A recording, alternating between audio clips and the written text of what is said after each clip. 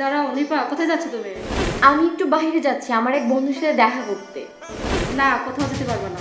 কেন যাওয়া যাবে না? আমি আমার বন্ধুকে কথা দিয়েছি আমি তার সাথে অবশ্যই ঘুরতে যাব। না, তোমার ভাইয়া নিষেধ করছে, তোমার বাইরে যাওয়া যাবে না।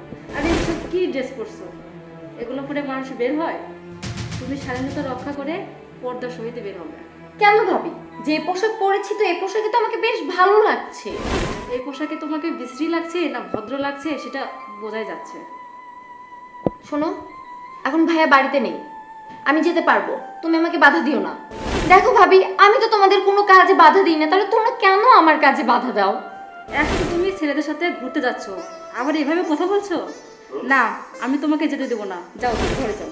ভাবি, আমি তোমার কোনো কথা শুনতে পারবো না। আমি আমার বন্ধুকে কথা দিয়েছি আমার যেতেই হবে। না, তুমি যেতে পারবে না। ভাবি ছাড়ো, আমি যাব। না, তুমি যেতে পারবে না, তুমি রুমে যাও।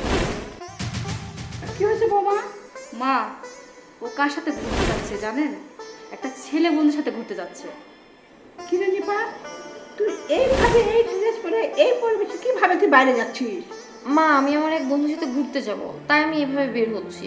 কি, তুই একটা মেয়ে হয়ে একটা ছেলে বন্ধুর সাথে কিভাবে তুই মিশতে চাস? হ্যাঁ, মা, বন্ধু বন্ধুই, বন্ধু ছেলে কি মেয়ে কি, বন্ধু তো বন্ধুই। বন্ধু বন্ধু মানে এগুলো কি বলছিস? যা ঘরে যা। দেখো নিপা, আমাদের তো মরতে হবে, ওপারের জন্য আমাদের কিছু করতে হবে, কারণ আমাদের প্রত্যেকটা জিনিসের উপরে হিসাব দিতে হবে। ভাবি চুপ করো তুমি, তোমার জন্য আমি যেতে পারলাম না। এই চুপ কর, তুই কিভাবে এভাবে বাইরে যেতে চাস? জানিস না যে আমরা সবাই এই ঘরের সবাই নামাজ পড়ি, সবাই আমাকে কত সম্মান করে, আর এইভাবে যে তুই বাইরে যাবি তখন আমাদেরকে মানুষ কি বলবে? তুই সেটা ভেবে দেখেছিস? মা, আমাকে বাধা দিও না তো, আমি বাইরে যাব। না, তুই কোথাও যেতে পারবি না। তোর ভাইজান শুনলে রাগারাগি করবে। কি হচ্ছে মা? বাবা আয় দেখ, ও নাকি কোন ছেলে বন্ধুর সঙ্গে দেখা করতে যাবে। ভাই, আমার বন্ধুর আজকে জন্মদিন, সেখানে আমাকে দাওয়াত করেছে, আমি ওখানেই যাচ্ছি। বন্ধুর জন্মদিনে যাবি ভালো কথা, কিন্তু আমি তোকে এই ড্রেসে যেতে দেবো না। ভাই, তুমিও সবার মতো করতেছো, ভোরকাতে আমার দম বন্ধ হয়ে আসে।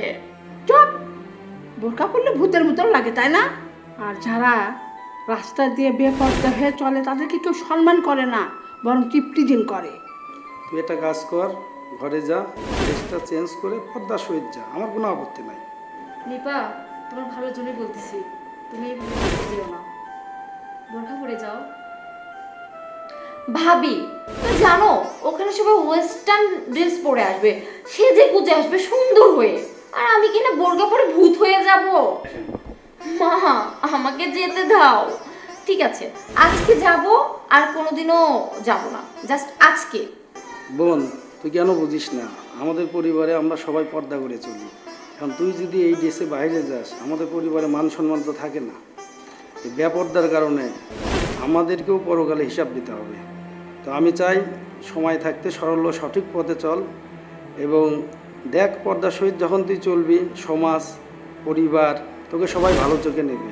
আর এইভাবে বেপর্দায় যদি তুই চলিস, আস্তে আস্তে তুই পরকাল এবং দুনিয়া দুটাই হারাবি। তা আমি চাই সময় থাকতে সরল ও সঠিক পথে চল। যা বল, ঘরে যা।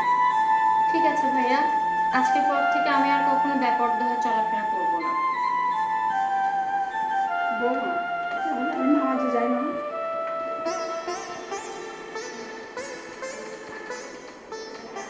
যাও, তুমি ফ্রেশ হয়ে আসো, আমি খাবার রেডি করতেছি।